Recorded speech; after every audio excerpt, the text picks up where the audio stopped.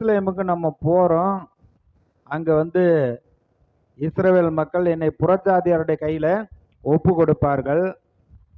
அவரை அவமானப்படுத்தி நிந்தித்து பரியாசம் பண்ணி மரத்துல, சிலுவை மரத்துல அவர் வந்து ஜீவனை கொடுப்பாரு. ஆனாலும் 3ஆம் நாள் உயிரோடு எழுந்திருப்பார் என்று சீசர்களுக்கு அவர் சொல்ல ஆரம்பித்தார்.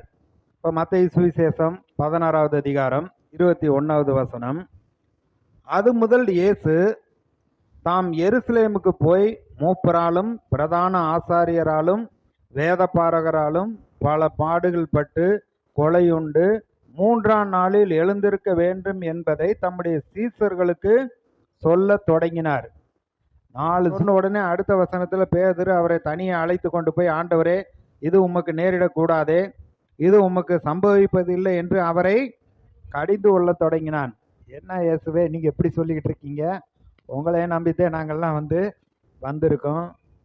இவ்வளவு அற்புதங்கள் நடக்குது, காரியங்கள் நடக்குது, என்ன நடக்கணும்? அப்படி இருக்கிறப்ப நீங்க இதெல்லாம் சொல்லக்கூடாது.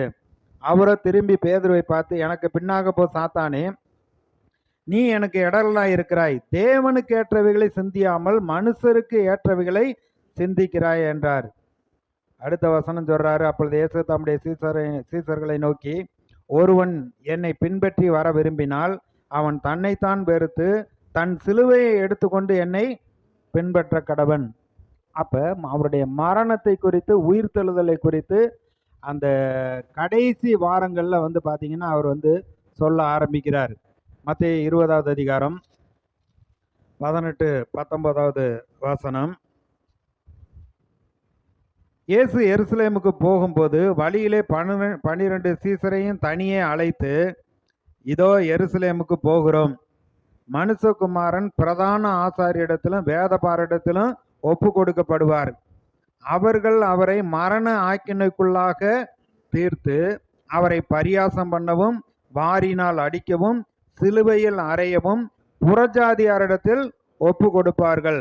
ஆகிலும் 3ஆம் நாளிலே அவர் உயிரோடு எழுந்திருப்பார் என்றார்.